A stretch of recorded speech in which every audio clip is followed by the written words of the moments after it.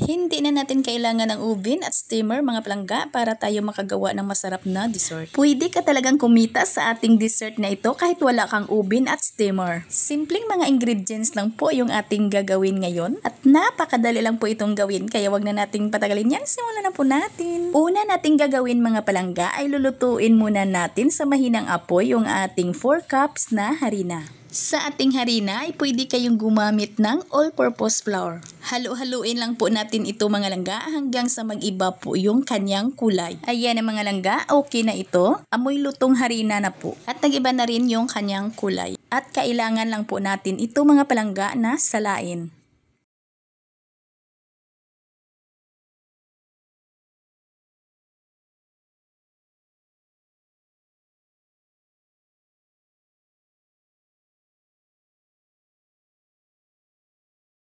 At pag natapos na nating salain ay isit aside lang muna natin ito. Ngayon ay magme-melted po tayo ng ating margarine.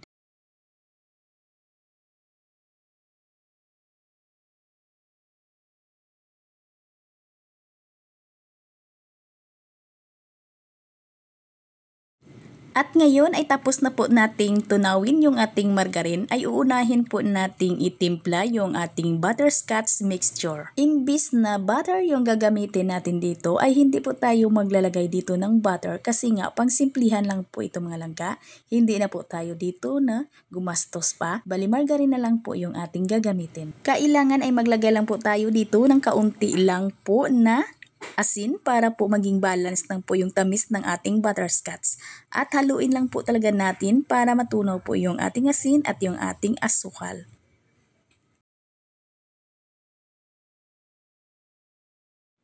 Ayan na po, pwede na po tayong maglagay ng ating harina. Yung ating cake flour na niluto natin kanina ay kukuha lang tayo dito ng 2 cups.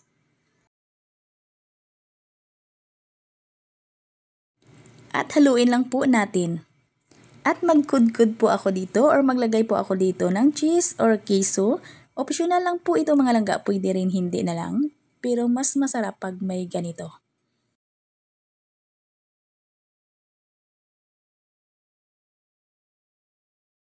Ayan ang mga palangga, pag halong-halo na po ay pwede na nating ilipat sa ating molder. Nilagyan ko lang ito ng parchment paper. Yung sizes ng ating molder, 9x10x1. Kayo mga langga kahit sa tub na lang or tupperware or kahit anong sizes ng inyong tray, pwede. Basta hindi lang masyadong makapal at hindi din masyadong manipis.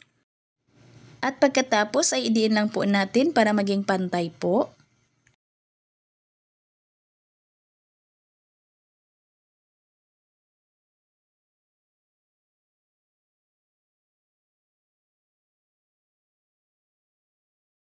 Ayan ang mga palangga, okay na po ito.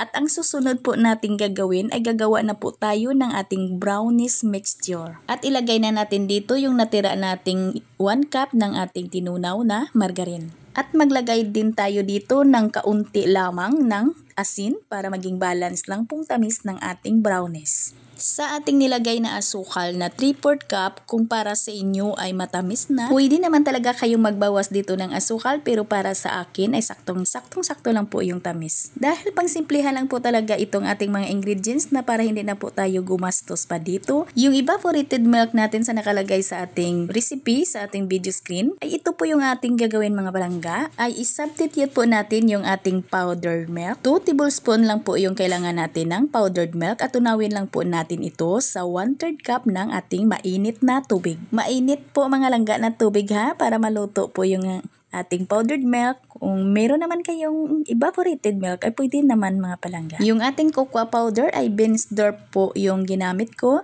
Pwede talaga kayo dito makabili ng tingi lang or 1/4 lang. 250 grams lang po mga langga. Yung bibilhin ninyo ay marami na po kayo niyang magagamitan. At maglalagay lang po tayo dito sa ating mixture ng peanut. Optional lang po ito mga langga. Pwede rin hindi na lang kayo maglagay ng peanut sa ating mixture. Kahit anong peanut mga langga, basta durugin nyo lang ng pino ay pwede na dito natin ilagay sa ating mixture at sa toppings ng ating brownies. Ayan na po, pag natunaw na po natin yung ating asukal at yung ating asin, ay ilagay na po natin yung ating natira na 2 cups ng ating cake flour na niluto natin kanina. At haluin lang po natin hanggang sa mawala na yung hulo harina at mag-welcombay na po. At pag halong-halo na ay pwede na nating ilagay dito sa ibabaw sa ating butterscotch. Ang tawag po dito mga langga ay butterscotch brownies. Hindi natin ito lulutuin, hindi natin ito i-bake, hindi natin ito i-steam. Ilagay natin ito sa ating refrigerator, mga palangga. O diba, napakadali lang gawin mga langga. Kahit wala kang oven, wala kang steamer, pwede mo na itong gawin. Pwede mo nang gawin pang himagas at lalong pwedeng pang negosyo. At ipantay lang po natin yung ating mixture. At pagkatapos ay maglagay lang po tayo dito ng peanut para po sa ating toppings. At idiin lang po natin yan para maging dikit na dikit talaga yung ating peanut. At ito na mga langga, ready na po itong ilagay sa ating refrigerator. I-chill po natin ng 2 oras hanggang sa tumigas po. At takpan lang po natin ito ng plastic or cling wrap para hindi po malagyan ng tubig.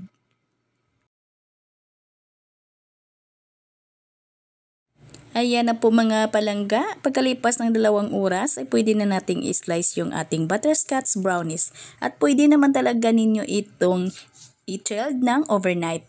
Walang problema po kahit magdamag pa po ito ninyo ilagay sa ating refrigerator.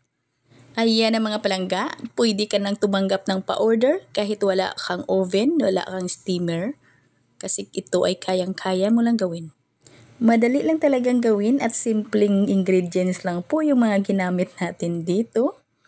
Para naman po ay magkatubo din tayo.